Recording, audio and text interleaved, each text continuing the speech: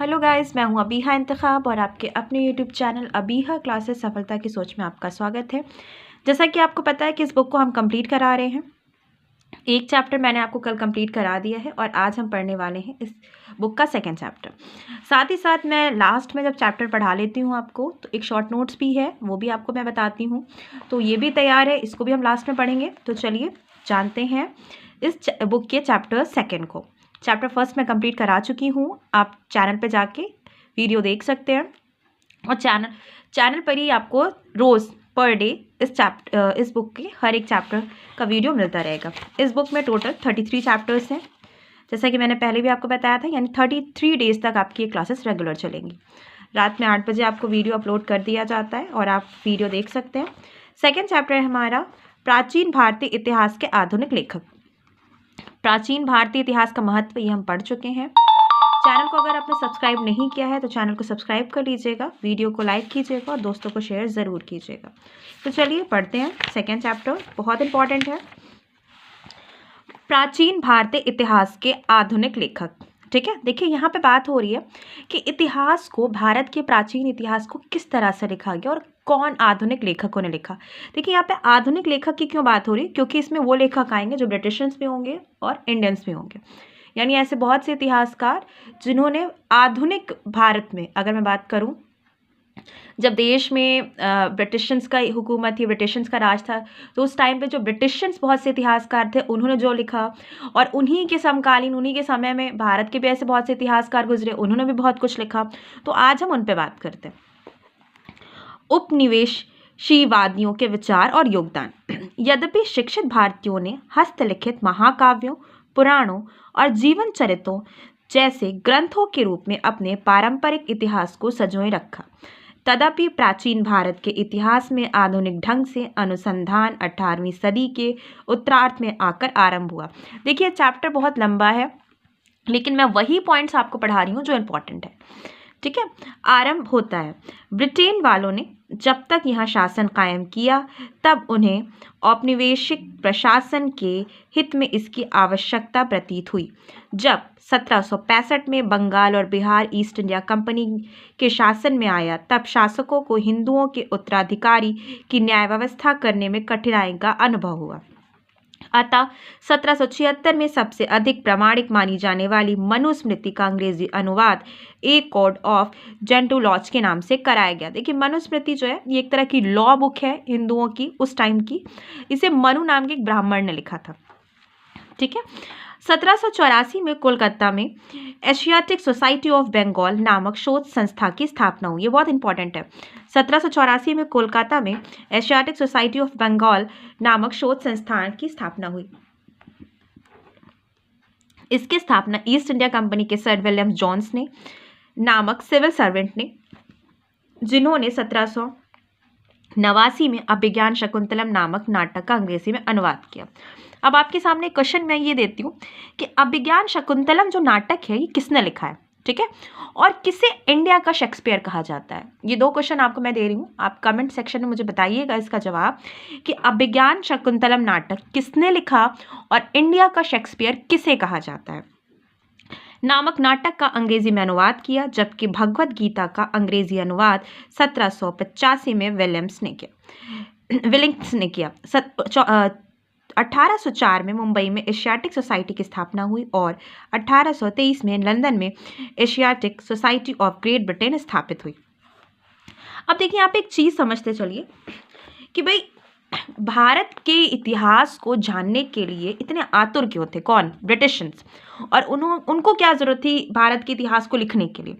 Actual में matter क्या हुआ, जब 1857 की सबसे बड़ी जो क्रांति हम बोलते हैं कि भाई भारत की सबसे बड़ी क्रांति कब हुई, तो 1857 में हुई।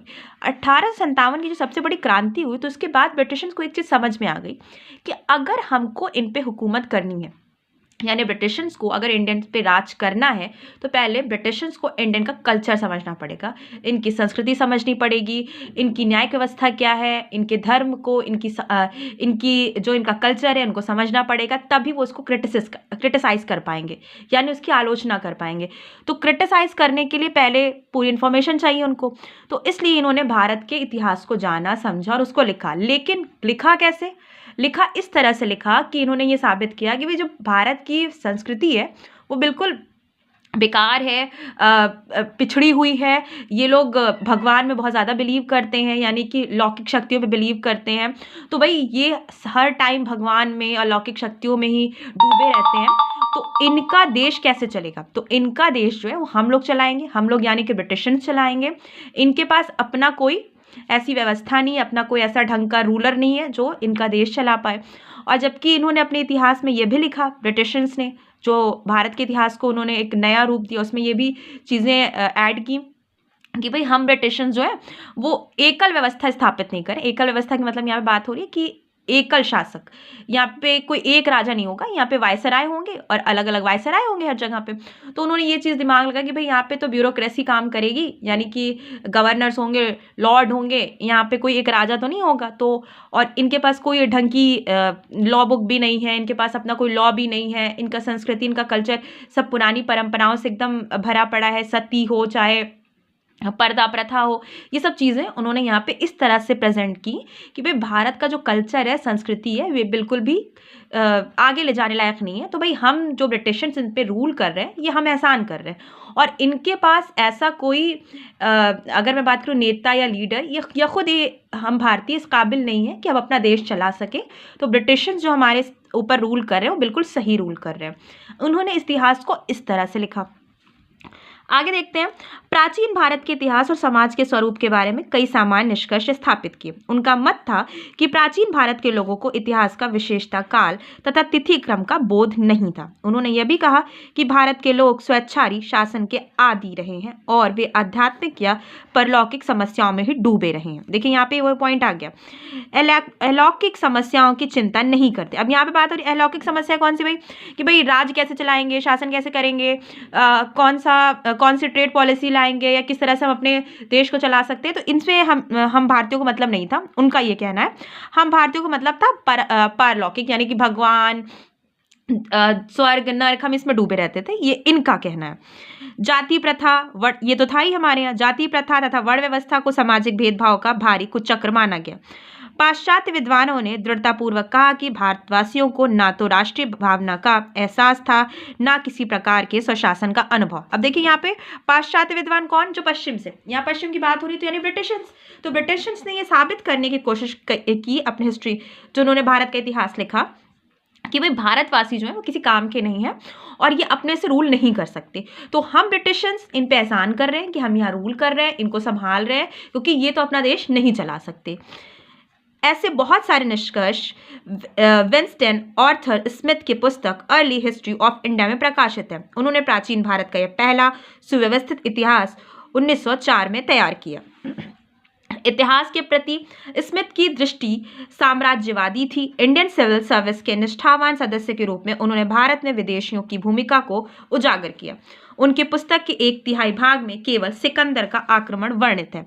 इसमें भारत को स्वेच्छारी शासनकाल देश कहा गया। अब यहाँ पे एक चीज समझिए, जो उन्होंने ये पूरा सिकंदर के आक्रमण का वर्णन किया, तो इसमें इन्होंने एक पक्ष रखा। अगर मैं बात करूँ इस बुक में जो उन्होंने दिखाया कि भाई सिकंदर को इन्होंने बहुत ज्यादा हाईलाइट किया, इन्होंने पोरस को उतना ज़्यादा हाईलाइट नहीं किया, इन्होंने चंद्रगुप्त मौर्य को हाईलाइट नहीं किया, इन्होंने सिर्फ और सिर्फ सिकंदर पे ध्यान दिया। यानी कि ये बता रहे हैं कि भाई भारत जो है वो शुरू से ऐसा देश रहा है जो अपना देश, जो भारत के लोग हैं ये अपना देश नहीं चला पाते, विदेशी आते हैं, आक्रमण करते हैं या शासन करते हैं, और वही इनके लिए सही है।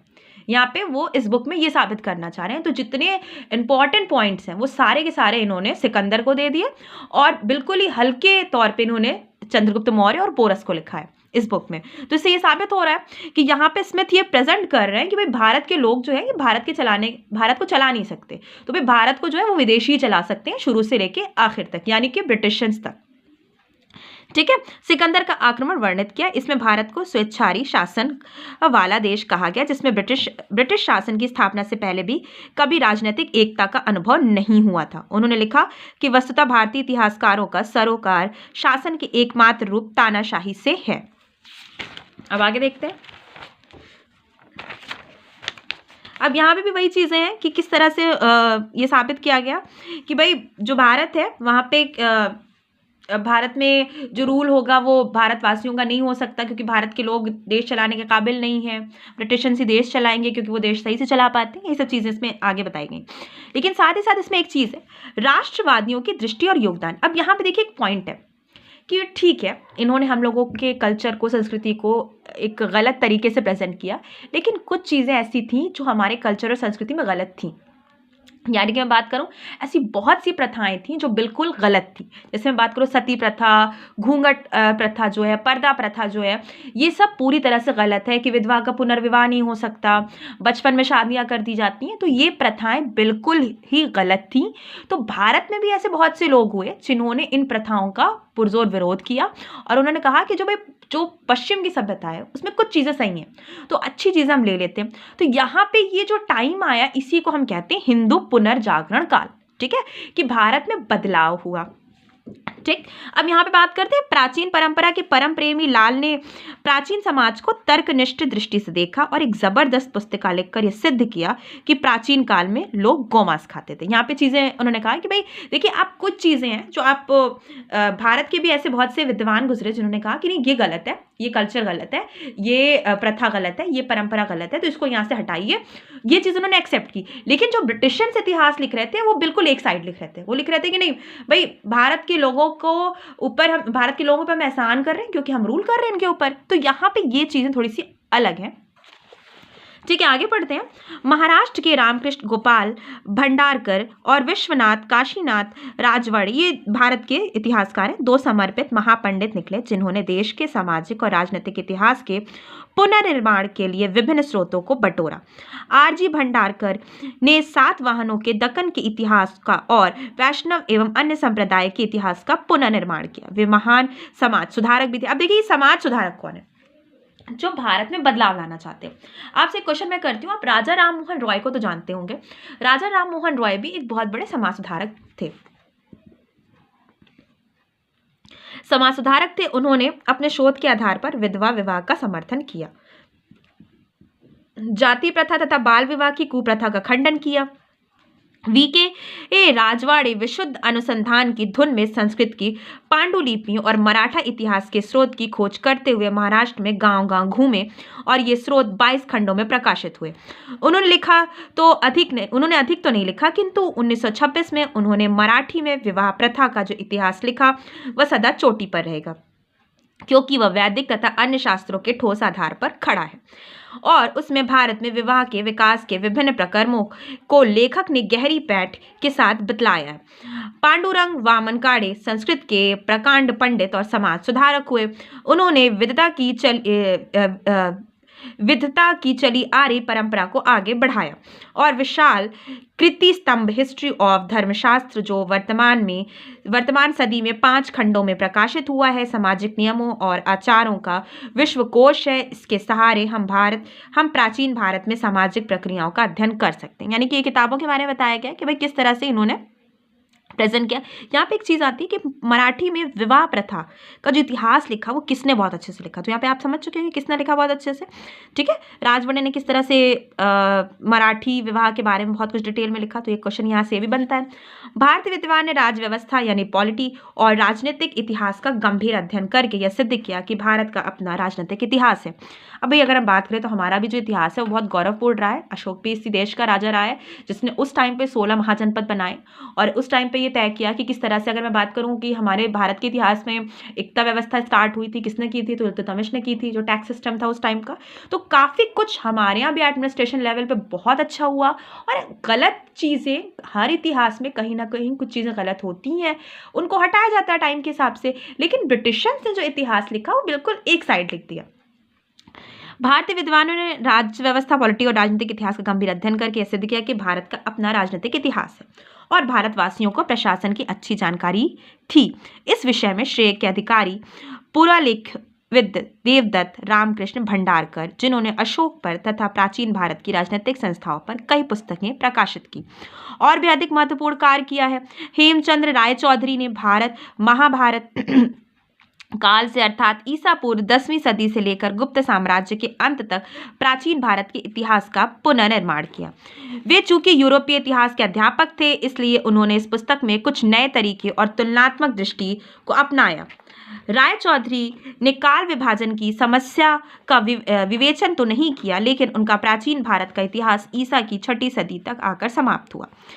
प्राचीन भारतीय इतिहास के पुनर्निर्माण में वी.ए. स्मिथ के योगदान को सराहते हुए भी राय चौधरी ने उक्त ब्रिटिश विद्वान की कई बातों में आलोचना की है। अब यहाँ तक आपको पॉइंट समझ में आ गया कि भाई इन्होंने क्या कहा कि आलोचनाएं भी की, इन्होंने गलत ही बताया।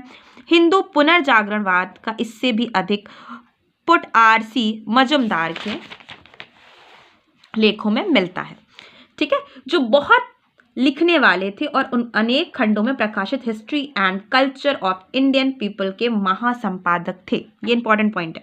प्राचीन भारतीय इतिहास के अधिकांश लेखकों ने दक्षिण भारत पर समुचित ध्यान नहीं दिया। यहाँ तक कि दक्षिण भारत में उत्पन्न हुए महान इतिहासविद के नीलकंठ शास्त्री ने भी अपनी ए हिस्ट्री ऑफ एंशिएंट हिस्ट्री में इसी मार्ग का अनुसरण किया। आगे देखते हैं केपी जायसवाल क्या कहते हैं। केपी जायसवाल ने और ए.एस. अल्तेकर जैसे कुछ विद्वानों ने देश को शकों और कुषाणों के शासन से मुक्त कराने में भारतीय राजवंशों की भूमिका बढ़ा चढ़ाकर दिखाई और इस बात को नजरअंदाज कर दिया कि मध्य एशियाई तथा कुछ अन्य कबीले भारतीय जीवन के अविभाज्य अंग हो गए थे। भारत से संपत्ति लूटकर अपने मूल देश नहीं ले गए। फिर भी केपी जायसवाल का सबसे बड़ा श्रेय यह है कि वह भारतीय तानाशाही की कपोल कल्पना का उन्होंने अंत किया।